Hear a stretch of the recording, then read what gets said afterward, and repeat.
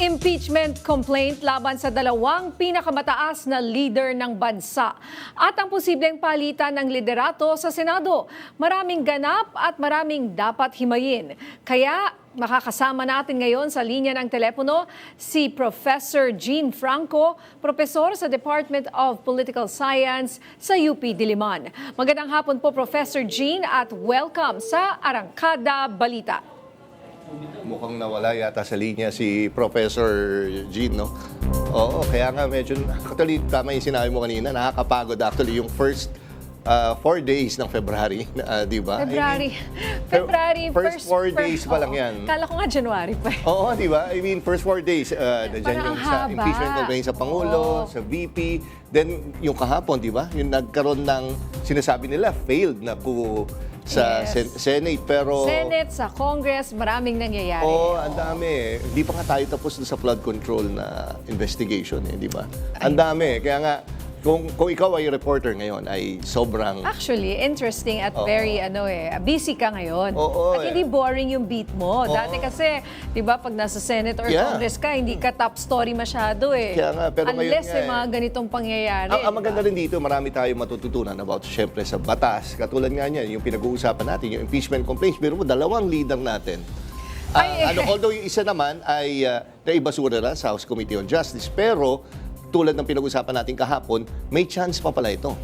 Oo, kasi hindi pa, parang sabi nga naman ni Willie Delgado Jr., wala pa raw sa kasaysayan ng Kongreso yung na-override o nabaliktad yung naging desisyon ng mga committees. Like for example, ito Committee on Justice ay sinabi ngang sufficient in form but insufficient in substance. Kaya hindi na siya uusad, no? Itong impeachment complaint laban sa ating presidente. Pero pagbobotohan pa raw yan ng plenaryo. So, meron hindi pa pala ganun yan. Parang it ain't over till it's over. Mamaya may makakausap tayo dito sa studio para malinawan natin yung issue niya. Pero ngayon, makakausap natin si Professor Jean Franco, no? Dito sa Arangkada Balita. Magandang hapon po, Professor Jean, at welcome po sa Arangkada Balita. Ay, magandang umaga. Ay, magandang hapon. Hello. Okay, Yes, Professor. Ayan, ano po ang takeaways po ninyo sa nangyari po sa Kamara kahapon ng ibasura ng House Committee on Justice ang impeachment complaint laban kay Pangulong BBM? Well, I think pagpapatunay yun na kahit na mababa na ang approval ratings ng Pangulo, may mga nagsasabing na lame duck na siya, pero alam mo, for as long as he is president, marami pa rin siyang resources or mayroon pa rin siyang kapangyarihan para makontrol ang Kamara. Di ba? Opo. Pero Professor, yun nga po sinabi nila na insufficient in substance. Kumbaga, walang sustansya yung dalawang kaso. Kasi pag yung isa, sinasabi is based on mga news articles. Then yung isa ay pinagbabasihan pa ay isang video ni Zaldico na wala naman sa bansa. Sabi nga, hindi naman pinanumpaan. Ano po masasabi niyo doon? Talaga bang medyo insufficient with regards to substance yung dalawang impeachment complaint po na yun? Hindi ko kasi nabasa yung buong complaint, pero what I can say is that ito kasi is much more than whether it's going to be approved or not. Kasi mensahe siya, kumbaga, na parang nagmasid kami, pinapakinggan namin kung ano yung mga pangyayari. Kasi, kumbaga, dumating na kami dun sa punto na pinagdududahan ka namin. You get what I mean? So it's sa akin, it's a message rather than yung talagang alam nila na ito dire-diretsong uusad. Kasi alam naman nila na medyo it's going to be an uphill climb. Mahirap. Then nga yung may puwersa pa rin yung presidente. Okay, so kayo po ay nag-agree ba doon sa mga arguments ng mga bumoto na ito ay insufficient in substance, na kailangan raw po kasi ng personal knowledge, for example, at sabi nga nila based daw on parang hearsay kasi yung mga ipinisenta doon sa impeachment complaint? Yun ang appreciation nila, no? Pero tingnan natin kasi may plenary pa naman. I believe dadalhin pa siya sa plenary. Opo. So let us see, no? kung anong sasabihin din ng mga nasa plenaryo. Pero sabi nga po, wala pa raw nangyari na sa history na yung sa plenary na-override nila yung desisyon ng isang komite. Oo nga, oo. So parang So, kumbaga, it's almost impossible to be Yeah. overturned at this point. Yeah. Yeah, oo. So, sa akin yun nga, katulad ng sinabi ko kanina, tingin ko rin mismong yung nag-file, tinitingnan yun, Bill. Alam din nila na medyo hindi ganun kalakas, pero tingin ko, ano rin yun, it's more of a message, of a political message rather than really a strong indication na parang magkakaroon talaga ng may impeach talaga yung presidente.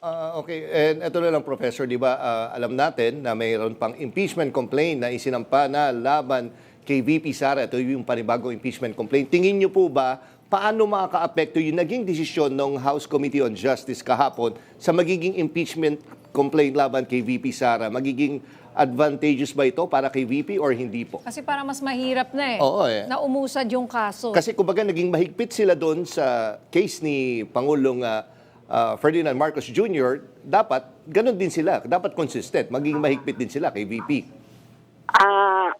Maganda tanong yan. Pero kasi yung kay VP Sara, no, mismong yung Supreme Court ang nagsabi na hindi naman nila ina-exonerate si Sara.